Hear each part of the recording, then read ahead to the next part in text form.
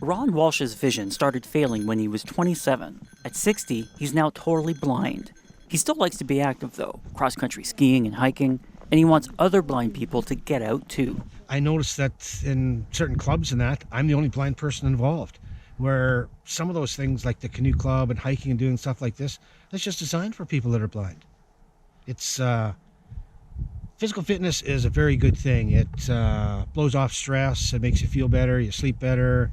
It's a very important part of your life where a lot of people that are blind don't have that physical exertion.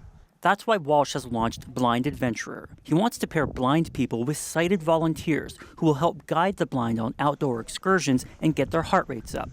Walsh has succeeded here before. In 2017, with the help of his friend and guide Tyler Matheson, Walsh hiked the Chilkoot Trail from Alaska to BC, all 53 kilometers of it. The pair practiced by hiking over boulders by a Saskatoon bridge. I told Ron for quite a while I wasn't going to go with him. I wasn't confident that he would be able to do it safely or that I'd be able to get him through it safely. But I ended up doing some trials in Saskatoon and taking him to some areas that I thought might be able to test his skills, and I was satisfied that he could do it.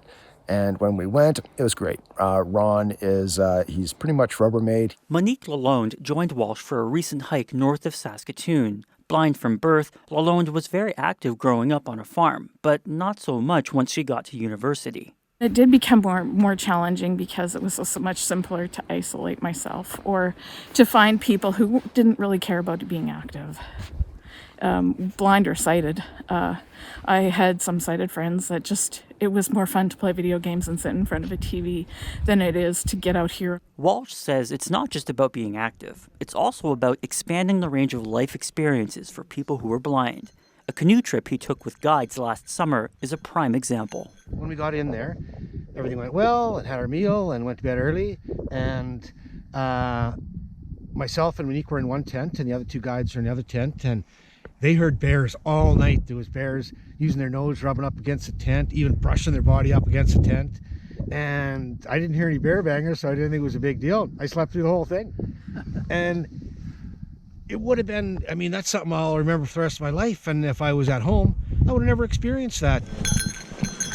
Walsh's hope is to attract more volunteers and get groups out for a hike and a repeat canoe trip next year. Guy Kenville, CBC News, Saskatoon.